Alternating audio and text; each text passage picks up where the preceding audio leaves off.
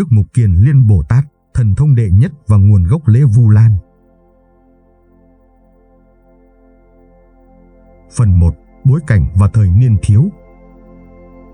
Tại Vương quốc Ma Kiệt Đà, thuộc miền Bắc Ấn Độ cổ đại, vào khoảng năm 568 trước công nguyên, một cậu bé ra đời trong một gia đình quý tộc Bà La Môn giàu có và danh giá.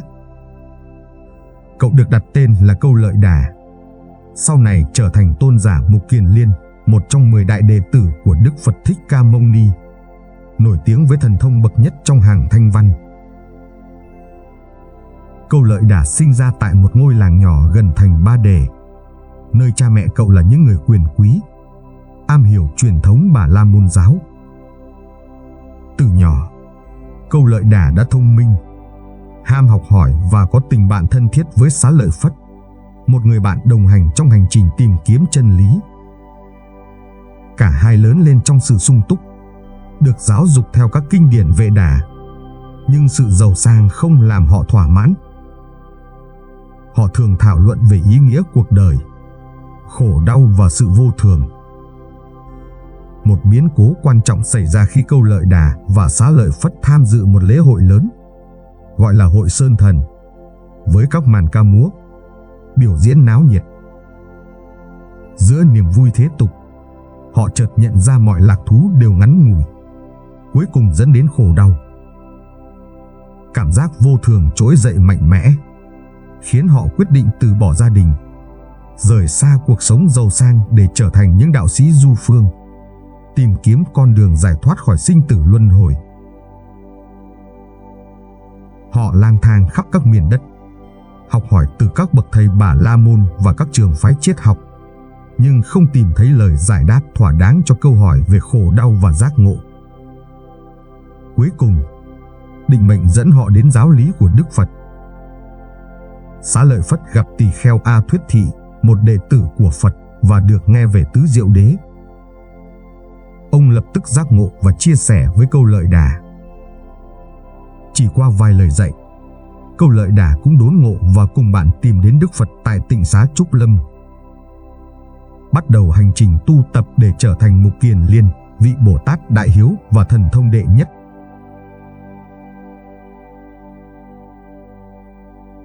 Phần 2. Xuất gia và chứng quả A-la-hán. Khi đến Tịnh Xá Trúc Lâm, Câu Lợi Đà và Xá Lợi Phất quỳ lạy Đức Phật, xin được xuất gia. Đức Phật chấp thuận, và cả hai chính thức trở thành tỳ kheo trong tăng đoàn. Nhờ căn cơ thù thắng và sự hướng dẫn của Đức Phật, chỉ trong vòng 7 ngày, Câu Lợi Đà chứng quả A-la-hán, quả vị cao nhất trong hàng thanh văn, hoàn toàn giải thoát khỏi vô minh và vòng luân hồi. Đức Phật khen ngợi Ngài là thần thông đệ nhất, trong khi Xá Lợi Phất được tôn là trí huệ đệ nhất. Cả hai trở thành những trợ thủ đắc lực, hỗ trợ Đức Phật trong việc truyền bá chánh pháp. Mục Kiền Liên nổi bật với các thần thông quảng đại, bao gồm Thiên Nhãn Thông, thấy rõ mọi việc ở các cõi xa; Thiên Nhĩ Thông, nghe được âm thanh từ cõi khác; Tha Tâm Thông, biết rõ tâm ý người khác; Túc Mạng Thông, nhớ được kiếp trước; và Thần Túc Thông, di chuyển tự do giữa các cõi. Những thần thông này không nhằm phô trương mà để cứu độ chúng sinh, phá trừ tà kiến và chứng minh sức mạnh của Phật Pháp. Một lần, Mục Kiền Liên dùng thần thông để thuyết phục vua A Xà Thế, người từng mưu hại cha là vua Bình Sa Vương, quay về quy y Tam Bảo. Ngài bay lên không trung, biến đá thành vàng, khiến vua kinh ngạc và sám hối tội lỗi. Ngài cũng là vị hộ pháp nghiêm khắc, bảo vệ tăng đoàn khỏi những âm mưu chia rẽ. Khi Đề Bà Đạt Đa, người anh em họ của Đức Phật, tìm cách ly gián tăng đoàn, Mục Kiền Liên cùng Xá Lợi Phất dùng trí huệ và thần thông để thuyết phục các tỳ kheo quay về với chánh pháp. Ngài thẳng thắn chỉ lỗi những vị tăng không giữ giới, thậm chí trục xuất họ để bảo vệ sự thanh tịnh của tăng đoàn. Công đức của Mục Kiền Liên không chỉ nằm ở thần thông mà còn ở lòng từ bi, luôn hướng dẫn chúng sinh tránh ác làm lành, thực hành bắt chánh đạo để đạt giải thoát. Phần 3. Thần thông và những sự kiện tiêu biểu. Thần thông của Mục Kiền Liên được ghi lại chi tiết trong các kinh điển như Kinh Tương Ưng Bộ và Kinh Pháp Cú. Một lần, khi Đức Phật thuyết pháp trên núi Linh Thiếu, Mục Kiền Liên dùng thần thông đo lường độ sâu của đại dương, minh họa rằng dù biển cả rộng lớn vẫn có đáy, nhưng lòng tham của con người thì vô hạn. Một câu chuyện khác kể rằng Ngài dùng thiên nhãn thông để tìm kiếm những chúng sinh cần cứu độ. Ngài thấy một vị thần trên cõi trời đang hưởng phước báo nhưng sắp hết phước, sẽ rơi vào ác đạo. Mục Kiền Liên bay lên cõi trời, thuyết pháp cho vị thần ấy, giúp ông tỉnh ngộ và tu tập để tránh quả báo xấu. Thần thông của Ngài còn được sử dụng để hỗ trợ tăng đoàn trong lúc khó khăn. Khi tăng chúng thiếu thức ăn, Ngài dùng thần lực biến đá thành thực phẩm, nhưng luôn nhắc nhở rằng thần thông chỉ là phương tiện, không phải mục đích. Đức Phật từng dạy rằng thần thông của Mục Kiền Liên bắt nguồn từ thiền định và trí huệ, khác với phép thuật của ngoại đạo. Một lần, các đạo sĩ Bà La Môn thách thức Ngài, tự xưng có phép lạ. Mục Kiền Liên dùng thần túc thông bay lượn trên không, khiến họ kinh sợ và quy y Phật Pháp. Tuy nhiên, Ngài luôn khiêm tốn, không tự mãn, coi thần thông là công cụ để hoằng pháp lợi sinh. Những câu chuyện này cho thấy thần thông của Mục Kiền Liên là minh chứng cho sức mạnh của tâm giác ngộ, giúp củng cố niềm tin vào Tam Bảo và khuyến khích chúng sinh thực hành chánh pháp.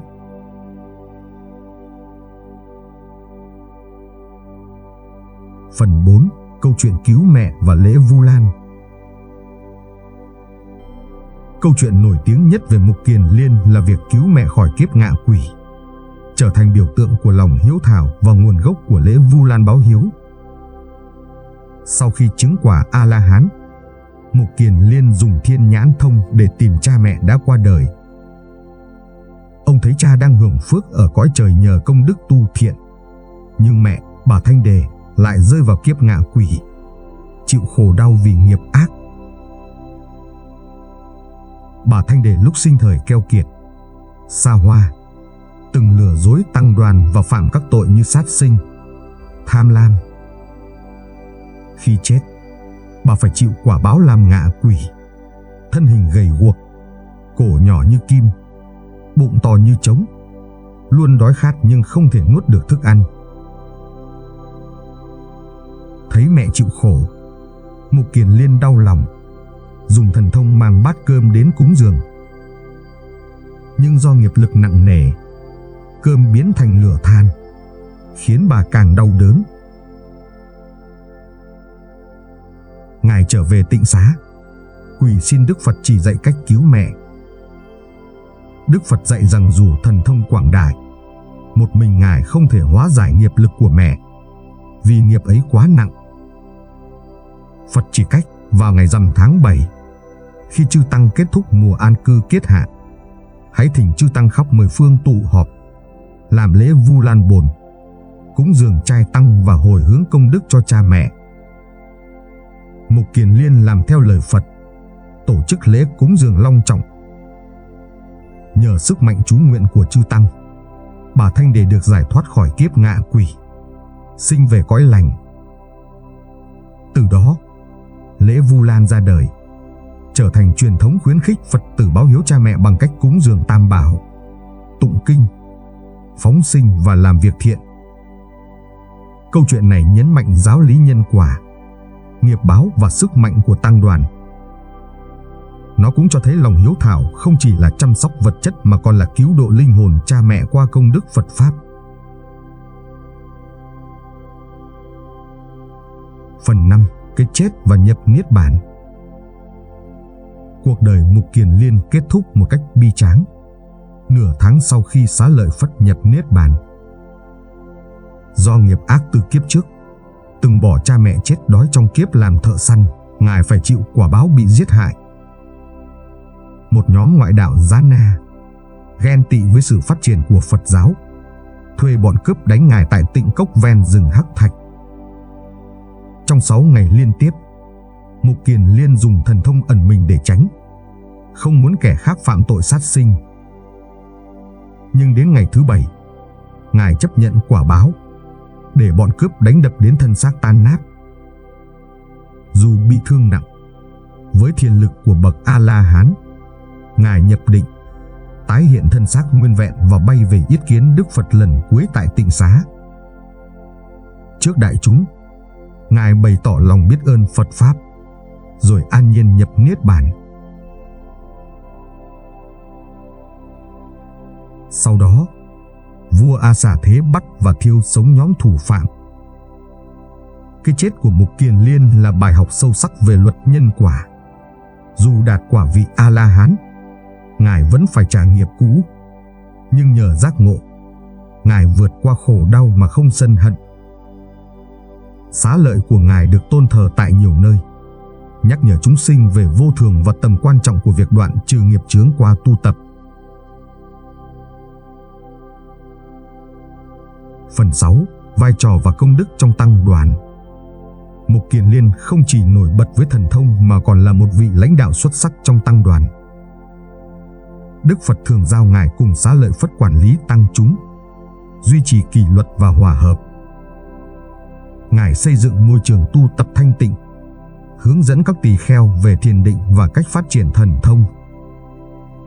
Trong các cuộc hội nghị tăng đoàn, Ngài thẳng thắn phê bình những sai lầm, giúp tăng chúng tiến bộ. Ngài cũng tích cực hoằng pháp, thuyết giảng cho vua chúa, dân chúng và cả chư thiên.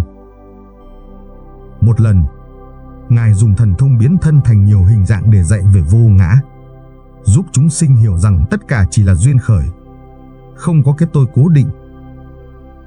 Trong Phật giáo Đại Thừa, Mục Kiền Liên được tôn là Bồ Tát, hiện thân của hạnh nguyện cứu khổ, đặc biệt là lòng hiếu thảo. Ngài được thờ phụng trong các chùa chiền, thường đứng bên phải Đức Phật trong tư thế hộ pháp, tượng trưng cho sức mạnh bảo vệ chánh pháp. Phần 7. Ý nghĩa giáo lý và di sản. Cuộc đời Mục Kiền Liên là minh chứng cho sức mạnh của tu tập, từ một quý tộc thế gian trở thành bậc giác ngộ với thần thông quảng đại. Câu chuyện cứu mẹ nhấn mạnh rằng lòng hiếu thảo phải kết hợp với chánh pháp, không chỉ là chăm sóc vật chất mà còn là cứu độ linh hồn cha mẹ. Thần thông của Ngài dạy rằng phép lạ chỉ là phương tiện, mục đích cuối cùng là trí huệ và từ bi. Di sản lớn nhất của Mục Kiền Liên là lễ Vu Lan báo hiếu, lan tỏa khắp các nước Á Đông như Việt Nam, Trung Quốc, Nhật Bản. Lễ này khuyến khích Phật tử làm việc thiện, cúng dường tam bảo để hồi hướng công đức cho cha mẹ, tổ tiên. Trong thời hiện đại, giáo lý từ cuộc đời Ngài giúp con người đối mặt khổ đau, thực hành chánh niệm và sống đạo đức. Ví dụ, việc thực hành thiền định có thể giúp giảm stress, còn lòng hiếu thảo nhắc nhở con người trân trọng gia đình. Tinh thần của Mục Kiền Liên khuyến khích Phật tử vượt qua dục vọng, thực hành bát chánh đạo để đạt an lạc.